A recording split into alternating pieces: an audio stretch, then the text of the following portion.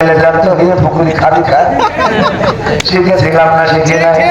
এরপরে আমরা শিখলাম ভাইরা আমার কেমন করে কাঁঠাল দিয়ে বাজার বানানো যায়, বসের অভাব পূরণ করার জন্য কেমন করে বিশ্বে কাঁঠাল ব্যবহার করা। আমরা শিখলাম কত ধীরে। আবার টেলিভিশন খুললাম, আমার নেতা জনাব ডাক্তার আব্দুর রহিম সরকার সাহেব, ওনার বেগম বলেছে একটু কষ্ট করে আমার একটা আইফোন কিনে দিও। আইফোন কত ঠিক আছে, যদি না কিনে দাও তাইলে সংসার করবো না চিন্তা করবে, তাই করে হোক স্ত্রীর একটা আইফোন কিনে দেবো। আইফোন একটা কিনে দিয়েছে, স্ত্রীর আইফোন ভেঙে মোটামুটি একটা ওই যে আপনাদের এদিকে অনুষ্ঠান হয় না, অনুষ্ঠান আইফোন কিনার অনুষ্ঠান, এই অনুষ্ঠান সেই অনুষ্ঠান। এখন তো জন্মদিনের অনুষ্ঠান হয় গাছে গাইতে টিম মাখাই একেবারে, হ্যাঁ আছে না নাই? আজকালকার ছেলেরা বই নিয়ে আর বসে না, ও বাবা গুগলে সার্চ করিয়া পড়ি। কোরআন হাদিস ধরে না, আমার গাজীপুর গাইবান্ধার মেয়েরা ওই কোরআন এই কোরআন পড়ে না, ও আল্লাহ টিকটকে ভিডিও ওরা করে। ঠিক না বেঠে? বলবো আইফোনের কথা বলে নি ভাইয়েরা আমার। আইফোন কষ্ট করে কিনেছে, বাক্স খুলেছে, ওই ধরে কি বলে বাক্স খুলা, তারপরে বাক্সটা খুলে যখন টেলিভিশন ঝুলেছে আইফোনটা নিয়ে খুব খুশি। হঠাৎ করে বেগম সাহেব টেলিভিশন খাটাইছে, যাকে টেলিভিশনে বলতেছে এই মোবাইল কে দিয়েছে? আওয়ামী সরকার দিয়েছে। বলতেছে তোমার কাছে সব করে চাইলাম, তুমি জামাত করে কি করে আওয়ামী সরকারের বনে দিবি? ঠিক না? এই ফোন আমার লাগবে না, বুঝাইও পারে না কথা বলার সময় আন্দাজ পায় না। গার্মেন্টসে থাকে, প্রতিটা দিন মাথার ঘাম পায়, কত পরিশ্রম, ওভার ডিউটি করে, পার্ট টাইম করে, এক ফ্যাক্টরি থেকে আর এক ফ্যাক্টরি অনেকে কাজ করে, দৌড়াদৌড়ি করে। আমার এত কষ্ট করে মাস শেষে একটা স্যামসাং কিংবা অন্য কোনো ফোন সিম্ফনি বা ফোন আছে কিনলো। এত কষ্ট করে ফোন কেনার পরে হঠাৎ করে মোবাইলে আমরা যখন ভিডিও অন করি দেখি টিকটকে ইউটিউবে বলতেছে এই মোবাইল কে দিয়েছে? গার্মেন্টসের কাজ করে আমি করলাম, কথা কয় চূড়া দিচ্ছে আমি করলাম। আর কয়টা দিন থাকলে বলতো এই বউ কে দিয়েছে?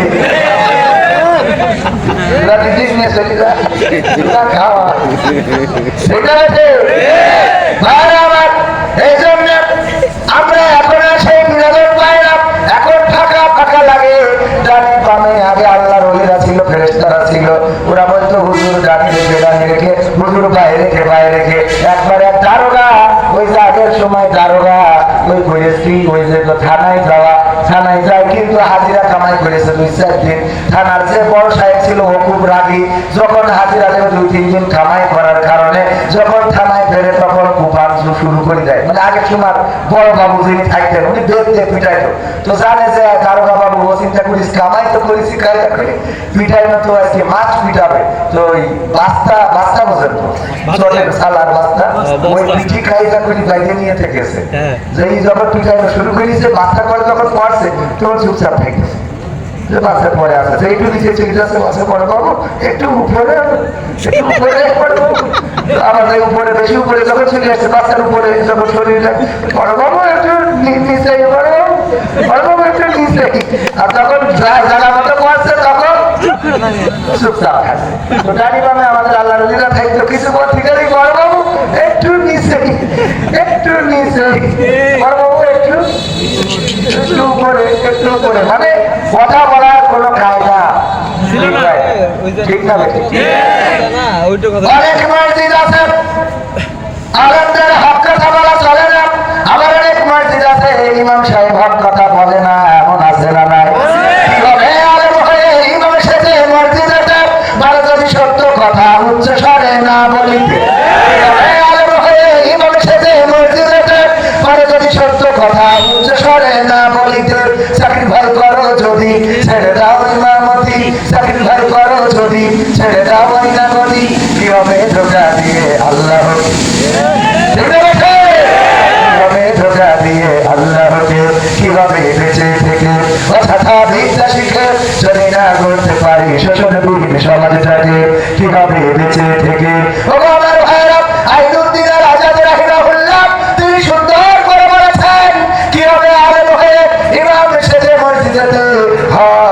যদি না বলতে পারি, কিন্তু অনেকে মসজিদ আছে ইমাম হক কথা বলতে চায়, কিন্তু মসজিদের সভাপতিরা হক কথা শুনতে চায় আছে না নাই? ইমামকে বলল, হুজুর কতদিন হয়ে গেল মুসা আলাইহিস সালামের জীবন তো শুনি না, তার জীবনী নিয়ে একটু আলোচনা করবেন, ইব্রাহিমের জীবনী নিয়ে একটু আলোচনা করবেন, আপনার মুখ থেকে একটু এই সুন্দর সুরে শুনতে চায়। হুজুর ওয়াজ করার পরে সুন্নাহর বয়ান শেষে ইমামের দেখে বলছে, হুজুর এদিকে আসেন।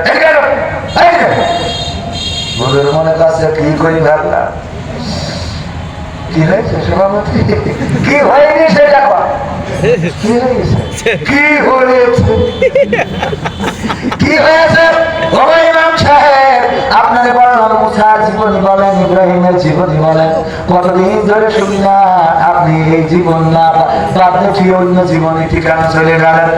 কই আমি তো সেই জীবনী বললাম। কই আপনি সেই জীবনী কি করে বললেন? আমি দেখলাম আপনি তো ফিরাউন আর নমরুদ নিয়ে পড়েছিলেন। ফিরাউন আর নমরুদ নিয়ে পড়েছিলেন, মানে অন্য আলোচনা করেছেন। হুজুর বলতেছে দেখেন মুসার সাথে ফিরাউনের সম্পৃক্ততা, মুসার সাথে মুসা আলাইহিস সালামের সাথে ফিরাউনের জীবন জড়িত। মুসার কথা বলতে গেলে ফিরাউনের কথা অটোমেটিক চলে আসে, আর ইব্রাহিমের কথা বলতে গেলে নমরুদের কথা চলে আসে। ইমাম সভাপতি সাহেব বলতেছে আসুক আসুক, অসুবিধা নেই, কিন্তু যখন ফিরাউন নমরুদ বলছিলেন, দেখছিলাম আমার দিকে তাকাচ্ছিল, আমার দিকে তাকাচ্ছিলেন, তাহলে অপরাধটা বোঝা গেছে, অপরাধ কি বোঝা গেছে? আমরা যখন নমরুদের কথা বলি, ফিরাউনের কথা বলি, আবু জাহেলের কথা বলি, আবরাহার কথা বলি, আব্দুল্লাহ বিন উবাইয়ের কথা বলি, তখন একদল মনে করে নাই আমরা তাদের বিরুদ্ধে বলতেছি, যারা মনে করে আসলে ওরা ওদের নাতি পুতি। বলেন ঠিক না? ঠিক না ঠিক? আমার বলে হুজুর কোরআন পড়েন, কোরআন পড়েন, কোরআন শুনতে চাই। আমার নেত্রী সকালবেলা উঠে আগে যায় নামাজ পড়ে, তারপরে কোরআন পড়ে দিনের শুরু করে। সবাই জোরে জোরে বলেন সুবহানাল্লাহ। কিন্তু সমস্যা হলো অন্য জায়গায় বলো, কোরআন পড়তে ভালো লাগে, কোরআন শুনতে ভালো। আমরা ওই নেতারা ওটাও ঠিক আছে, আমরা 10-15 মিনিটের মধ্যে শেষ করবো। আমি আলোচনা যে বলেই নেই, যেখানেই যায় 12টার মধ্যে ক্লোজ, কারণ সবাইকে ঘুমাতে হবে, পরের দিনের ব্যস্ততা আছে, আমার পরের দিনের মাহফিল আছে, প্রতিদিনত আমাদের ব্যস্ততা আছে না নাই? আপনারা মাহফিল হয়তো একদিন করেন, কিন্তু আমাদের তো প্রতিদিন 1টা 2টা 3টা করে করতে হয় অনেক সময়। আমি আবার 1টার বেশি করতে চাই না, আমার অত এলেমও নাই আমলও নাই, এলেমও নাই আমলও নাই। যাদের এলেম বেশি আমল বেশি, আলহামদুলিল্লাহ তারা করতে পারেন। আর আমার মধ্যে যে যেটুকু বলি, আল্লাহ যেন এটা না বলেন, আল্লাহ যেন এটা না বলা, যেটা আমি করি না সেটা যেন বলি। এই যদি বলি তাইলে আল্লাহ রাব্বুল আলামিন পরকালের ময়দানে কাটি করবে না, করবে না?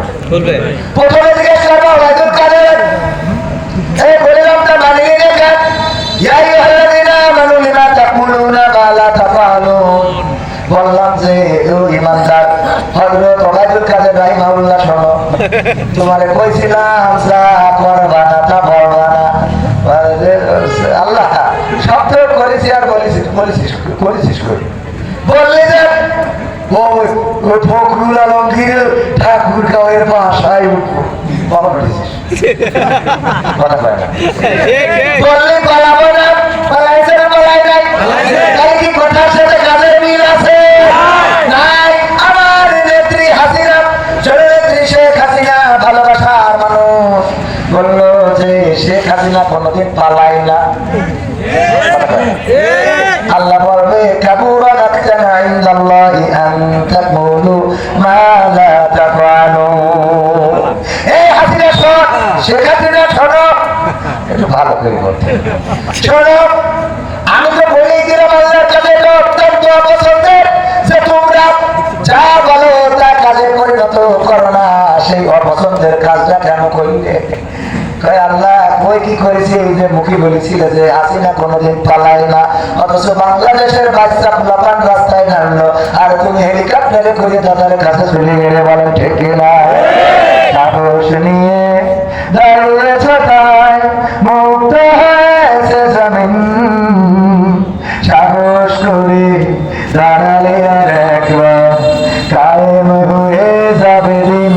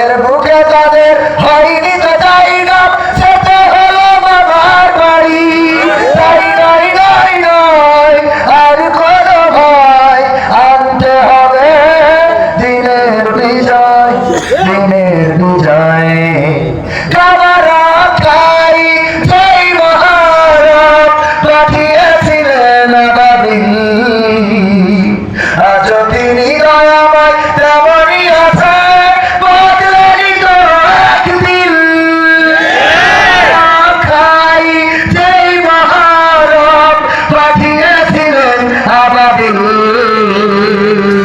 আজ তিনি দয়াময় তেমনই আছে বদলানি তো একদিন। তাই নয় নয় নয় আর কোন ভয়, আনতে হবে দিনের বিজয়, দিনের বিজয়। সাহস নিয়ে দাঁড়িয়েছ তাই মুক্ত হয়েছে জামিন। সাহস করে দাঁড়াবে আর একবার, কায়েম হয়ে যাবে দিন। যদি সাহস করে দাঁড়াতে পারে। 1952-তে সালাম, রফিক, শফিক, জব্বার, বরকত তারা রাজপথে দাঁড়িয়েছিল। যখন আমাদের মায়ের ভাষার অধিকার কেড়ে নিতে চেয়েছিল, তখন আমার ছাত্র জনতা রাজপথে নেমে প্রমাণ করে দিয়েছিল আমরা রক্ত দিতে জানি, জীবন দিতে জানি, শহীদ হতে জানি, বীজ ঢালা কালো পথ রক্তে রঞ্জিত করতে জানি, সবুজ ঘাস রক্তে জমাট বাঁধিয়ে লাল গালিচা বানাতে জানি, কিন্তু আমরা মায়ের ভাষার অধিকার ছেড়ে দিতে জানি না। 1971-এ যখন স্বাধীনতার ডাক এসেছিল, বঙ্গবন্ধু বলেছিল তোমাদের যা কিছু আছে তাই নিয়ে শত্রুর মোকাবেলায় প্রস্তুত থাকো। শহীদ জিয়া বাংলাদেশ নেতার মাধ্যমে স্বাধীনতার ঘোষণা করেছিল। সেই ঘোষণা শুনে বাংলাদেশের মানুষ আপামর জনসাধারণ রাজপথে নেমে 9টি মাস রক্তক্ষয়ী সংঘর্ষ করে লাখে লাখে শহীদ হয়ে রক্ত দিয়ে প্রমাণ করেছিল মেঘপদ্মা, মেঘনা, যমুনা রক্তে ভাসিয়ে দিতে জানি, কিন্তু বাংলাদেশের 1 ইঞ্চি মাটির অধিকার ছেড়ে দিতে জানি না। 2024 স্বৈরাচারের শাসন থেকে পতন করানোর জন্য আমার ছাত্র জনতা রাজপথে নেমে তারা উচ্চ কণ্ঠে বলল, সামনে স্বাধীনতা, পিছনে পুলিশ, সুতরাং স্বাধীনতার দিকে এগিয়ে যাব, রক্ত দেব, জীবন দেব, শহীদ হব। আমার ছাত্র জনতা হাত হারিয়েছে, পা হারিয়েছে, জীবন দিয়েছে, রক্ত দিয়েছে, শহীদ হয়েছে। তার বিনিময়ে স্বৈরাচার মুক্ত একটি স্বাধীন ভূখণ্ড তৈরি হয়েছে বলে আর একবার লড়াই করতে হবে। সেই লড়াই হবে কোরআনের লড়াই। সেই লড়াইয়ে কোরআনকে বুকে আঁকড়ে ধরে ইসলামী আন্দোলনের জন্য আমাদের উপর থেকে যদি উত্তর না হলে কোনটা আকাশে বাংলাদেশের সকল ইসলামী দল যদি ঐক্যমতের ভিত্তিতে কোরআন কায়েমের জন্য এক হয়ে আল্লাহ জমিনে আল্লাহ দ্বীন বাস্তবায়নের জন্য ডাক দেয়, কোরআন বুকে আঁকড়ে ধরে রাজপথে ছাপিয়ে পড়তে হবে। বাতিলের পুরে যদি আমাদের রক্ত ভেদ করে, আমাদের রক্তে যদি জমিন ভেসে যায়, সেই রক্তের সাগরে সাঁতার কেটে কেটে একটি রক্তাক্ত বিপ্লবী কালেমার পতাকা বাংলার জমিনে উড়াতে রাজি কারা কারা দুই হাত দেখতে পারে।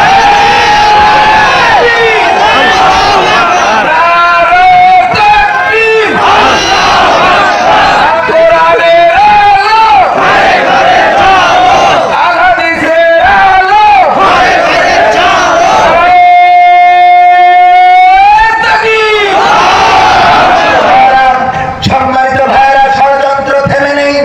এখন আমার দাদার দেশ ষড়যন্ত্র চালিয়ে যাচ্ছে।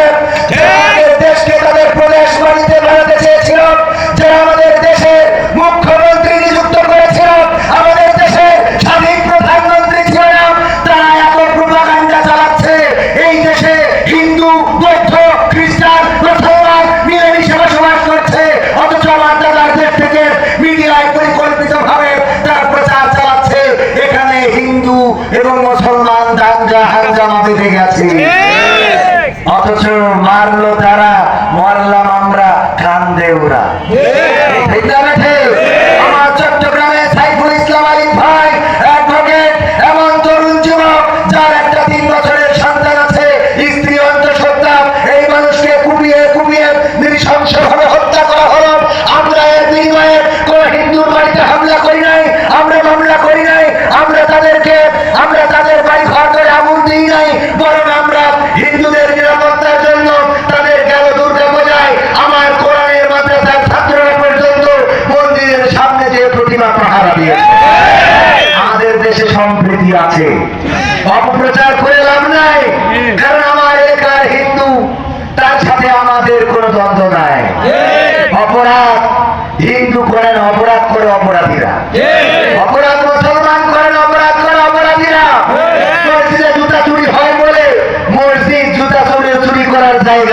কি না? মসজিদে জুতা চুরি হয়, জুতা চুরি নামাজিরাও করে না, করে চোরেরা।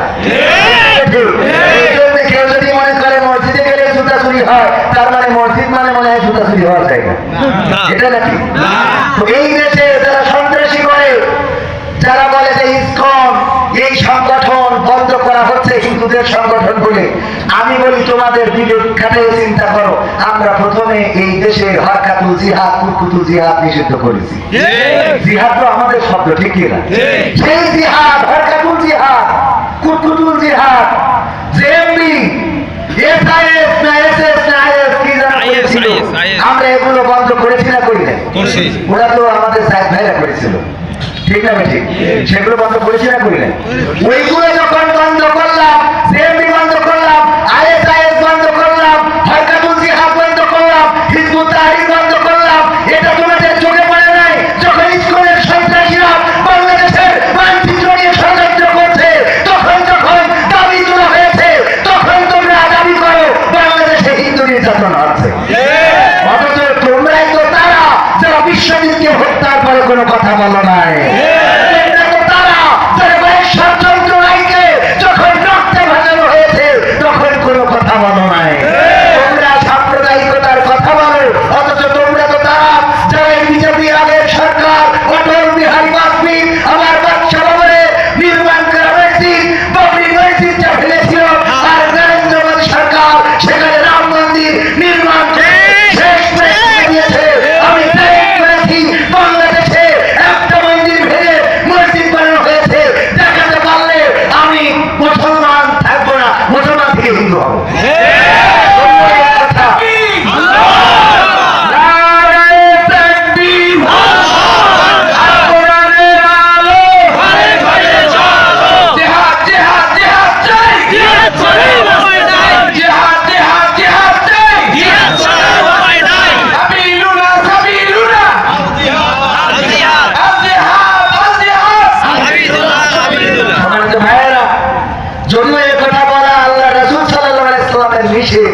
বলে ফেললাম স্লিপটা, ওই যে কথার মধ্যে কিছু স্লিপ হয়ে যায়।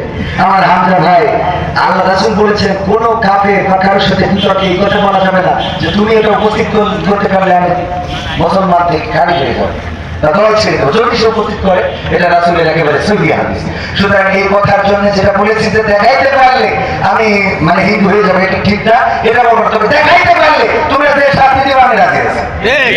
দেখাতে পারলে তোমরা যে শাস্তি দিবে আমি রাজি আছি। মাথা পেতে মেনে নেবো। যদি গোটা শিরোচ্ছেদ করতে চাও, যেমন আমর ইবনে আস রাদিয়াল্লাহু তাআলা আনহু বিচার করেছিলেন দামেস্কে, যখন খ্রিস্টানদের মূর্তি ভেঙে ফেলা হলো, মূর্তির নাক ভাঙা হলো, মূর্তিও ভাঙা হয় নাই, কি ভাঙা হয়েছিল? নাক ভেঙেছিল যিশু খ্রিস্টের মূর্তি। খ্রিস্টানরা বললে এটা মুসলমানরা করেছে।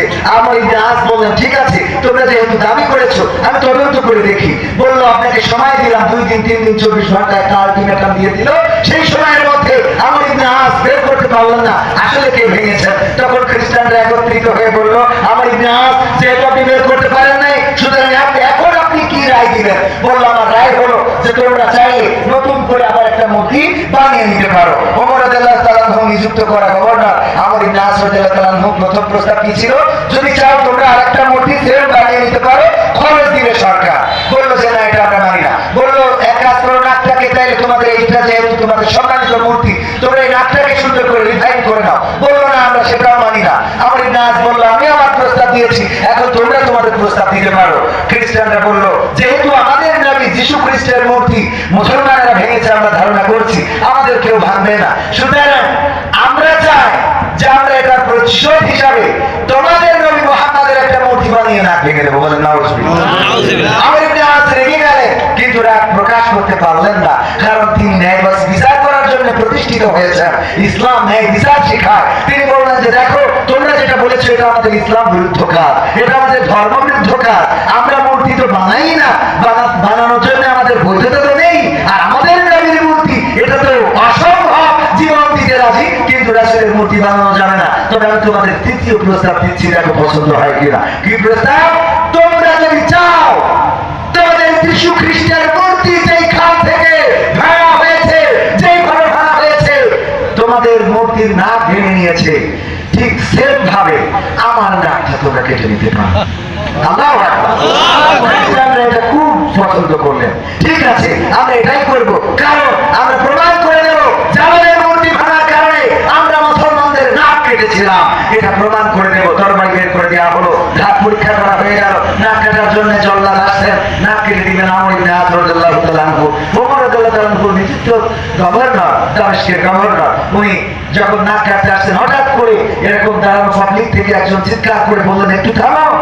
তারপরে সামনে আসলেন, এসে বললেন, অপরাধটা আমার, আমি নাকটা কেটেছি, নাকটা ভেঙেছি। আমি তো মুসলমান, আমার কাছে নাকটা আছে।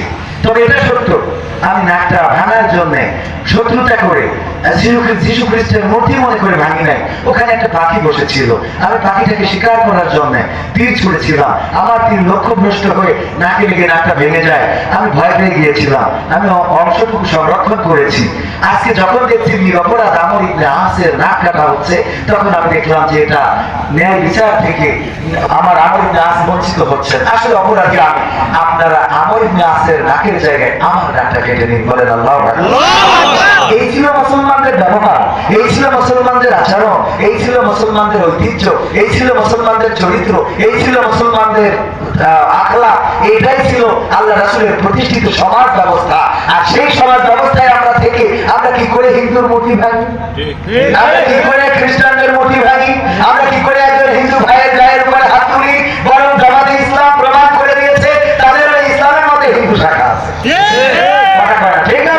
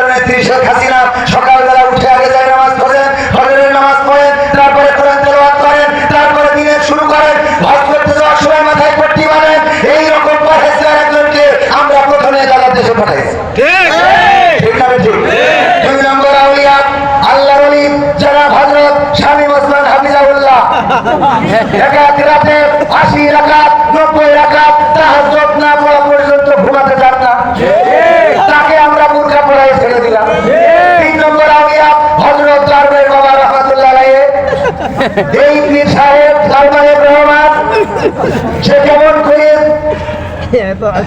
মর্যাদা দেখায় শেয়ার বাজার কেলেঙ্কারি করলো, এটা তার অন্যতম মর্যাদা। সেই মর্যাদা প্রকাশ করার পরে আমরা তাকে দরবেশ হিসেবে মেনে নিয়েছি। এই দরবেশে আমরা দাড়ি কেটে দিলাম আর ভোট মশার নিচের খবর তো জানি, ঠিক না? ঠিক। এরপরে কয় নম্বর গেল? 3 নম্বর। 4 নম্বর হযরত মাওলানা ওবায়দুল কাদের হাফিজাহুল্লাহ কোথায় আছে এখনো তো খুঁজেই পাই, ঠিক না? ঠিক। 5 নম্বর পীর সাহেব ওলিয়া পর্যায়ে পৌঁছে গেছিল। সে বুঝেছিল যে ভোগে সুখ নেই, ত্যাগে সুখ। এই জন্য সবকিছু সাইডে শুয়ে দিয়ে মাথায় টুপি পরে দাড়ি রেখে গলা পাতায় শুয়েছিল। আমার মানিক গাতার পিছেও হেফাজত থাকতো, ঠিক না? ঠিক। এরপরে আরাফাত ব্যারিস্টার সুমন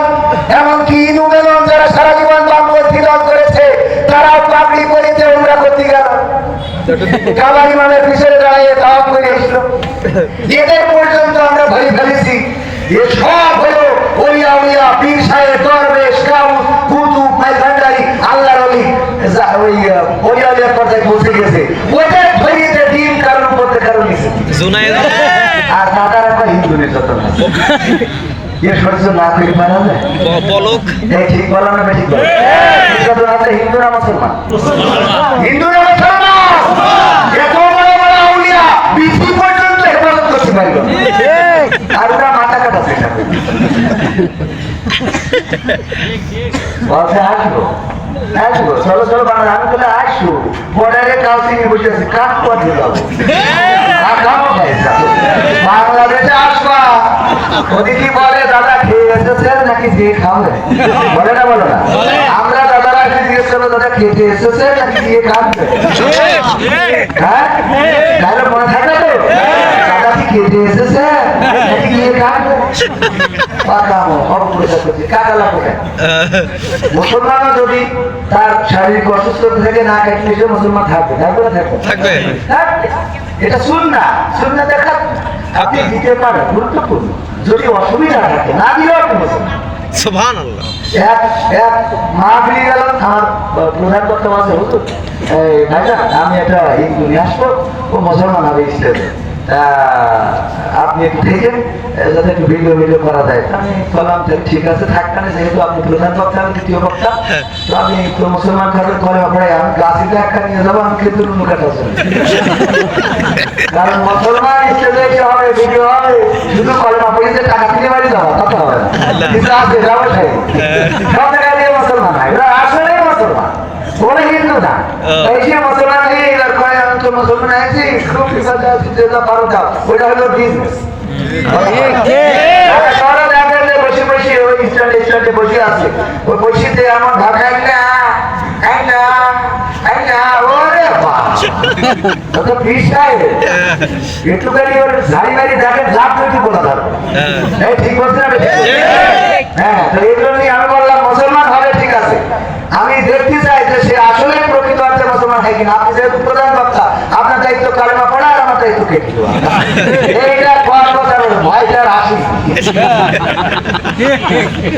ঠিক আছে না বলো এইবার একটা কথা বলি শেষ কথা আর একটু বলবো আরো